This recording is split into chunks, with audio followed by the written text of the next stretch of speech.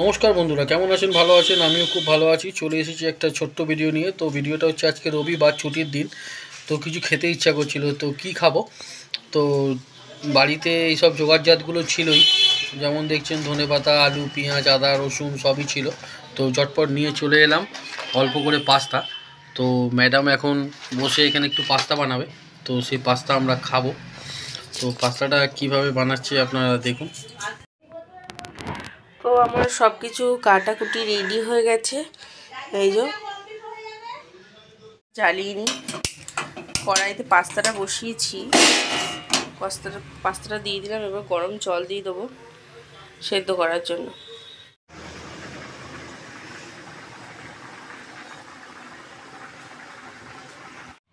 পাস্তাটা সেদ্ধ হয়ে গেছে, তো এই যে জল ঝরানো হয়ে কমপ্লিট আমার। তারপর কড়াইতে দিয়ে দিলাম একটু তেল, ভালো করে গরম হয়ে গেল।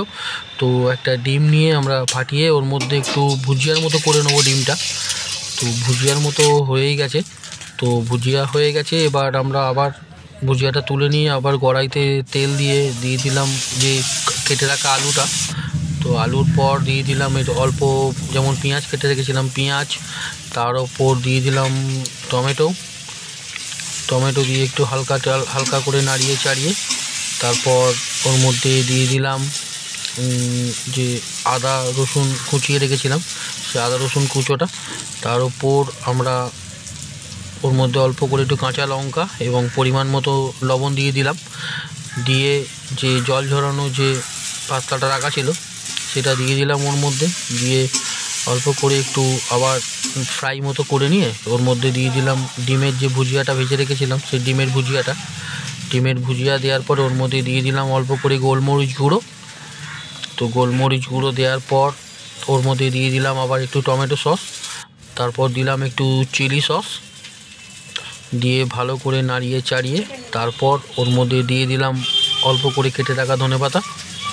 তো দিয়ে দেওয়ার পর সব নাড়িয়ে চাড়িয়ে একদম আমাদের পাস্তা রেডি, আপনারা দেখতে পাচ্ছেন। এবার পরিবেশনের জন্য একদম রেডি, ধোঁয়া উঠছে দেখতে পাচ্ছেন। এবার আমরা খেয়ে দেখবো কেমন হয়েছে। কেমন হয়েছে খেয়ে দেখি আগে। খাও, কেমন হয়েছে? দারুণ। বন্ধুরা, ভিডিওটা ভালো লেগে থাকলে লাইক, কমেন্ট, শেয়ার, সাবস্ক্রাইব করতে ভুলে যাবেন না।